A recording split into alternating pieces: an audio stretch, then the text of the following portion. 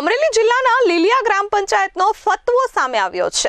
વેરો ભરો પછી જ સહાયના ફોર્મ ભરાશે તેવો નિયમ જાહેર કરતા ખેડૂતોમાં ભારે રોષ ફેલાયો હતો। સરપંચનો એક વિડીયો પણ સામે આવ્યો છે।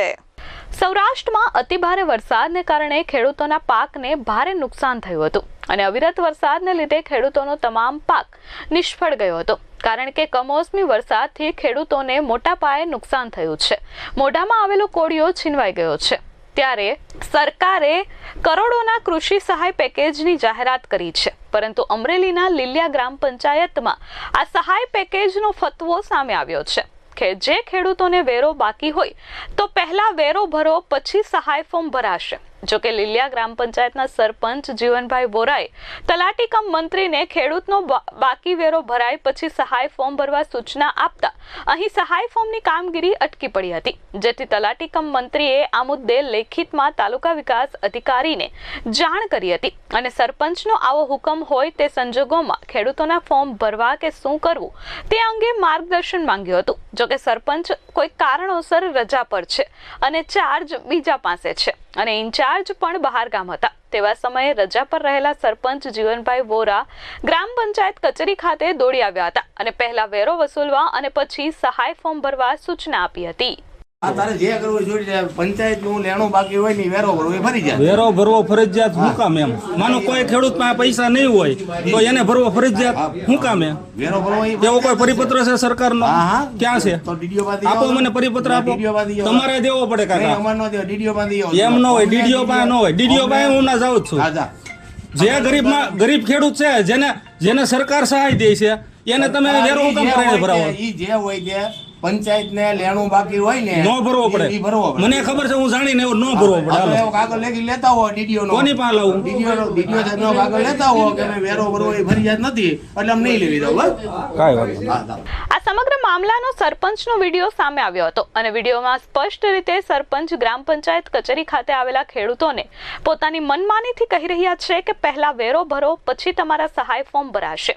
તેઓ ફતવો કરતા ખેડૂતોમાં ભારે રોષ જોવા મળ્યો હતો। ત્યારે શું આવી રીતે ગ્રામ પંચાયતના સત્તાધીશોએ કરેલા નિવેદનને કેટલું વ્યાજબી કહેવાય? ખેડૂતો પર માવઠાનો માર અને બીજી બાજુ હવે ગ્રામ પંચાયતના સત્તાધીશોની પોતાની અણઘડ નીતિ, જેના કારણે ખેડૂતો મૂંઝવણમાં મુકાયા છે। મારું નામ ધીરુભાઈ પ્રગજીભાઈ જોગાણી, બરોબર। અને હું આ ફોર્મ ભરાતા હતા જે જમીનના મળે ને ધોવાણના સહાય એના ફોર્મ ભરવા ગયા એટલે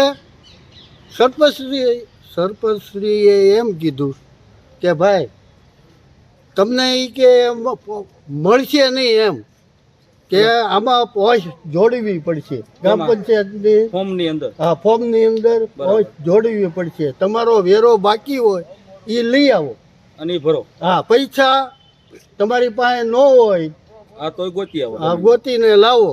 એને એક વખતે એવી રીતે કીધું કે ભાઈ મેં 4 મહિના પહેલા ભરેલો છે, 4 મહિના પહેલા ભરેલો છે, કે કોઈ પણ વસ્તુ બાકી ન હોવી જોઈએ ગ્રામ પંચાયતની। ચાલુ વર્ષનો પણ વેરો વસૂલે? હા, ચાલુ વર્ષનો પણ વસૂલે। કોના મારફત આ કહેવાયું? જીવનભાઈ વોરા, જે સરપંચશ્રીને। આ સમગ્ર મામલે તાલુકા વિકાસ અધિકારીએ પ્રતિક્રિયા આપી હતી અને લીલિયા ગ્રામ પંચાયતની વાતને નકારી હતી। ઇન્ચાર્જ તાલુકા વિકાસ અધિકારી જિગીશાબેન યાજ્ઞિકે તાબડતોબ રીતે તમામ સરપંચોને પત્ર દ્વારા ખેડૂતોના ફોર્મ ભરવા સૂચના આપી હતી અને કોઈ પણ ખેડૂતોના વેરા બાકી હોય તેવા ખેડૂતો સહાયથી વંચિત ન રહે તેવી તાલુકા વિકાસ અધિકારીએ તમામ સરપંચોને કડક સૂચના આપી હતી। હાલમાં અમરેલી જિલ્લાની તમામ ગ્રામ પંચાયતોમાં કમોસમી વરસાદને કારણે થયેલા નુકસાનીના સહાય ફોર્મ ભરવાની કામગીરી શરૂ કરી દેવામાં આવી છે અને કુદરતી આફતના કારણે ખેડૂતો બેઠા થાય તે માટે આ કૃષિ પેકેજ જાહેર કરાયું છે, પરંતુ લીલિયા ગ્રામ પંચાયતના સત્તાધીશો જાણે કોઈ માનવતા ચૂકી ગયા હોય તેવું નિવેદન સામે આવ્યું હતું। સરપંચશ્રી દ્વારા જે વિડીયો વાયરલ થયો છે 2 દિવસ પહેલાં અમારા ધ્યાને આવતા અમે તમામ ગ્રામ પંચાયતને એવી સૂચના કરતો લેટર કરી આપેલ છે કે તેઓએ બાકી વેરાના કારણે કોઈ પણ ખેડૂતના સહાયના પેકેજના ફોર્મ અપલોડ કરવાનું ટાળવું નહીં। બધાને લાભ મળી રહે તેવું સુનિશ્ચિત કરવું અને સરપંચશ્રીની વર્તણૂક અંગે જિલ્લા કક્ષાએ અમોએ લેખિતમાં જાણ કરેલ છે. Dharmesh Mehta, S24 news, Amreli.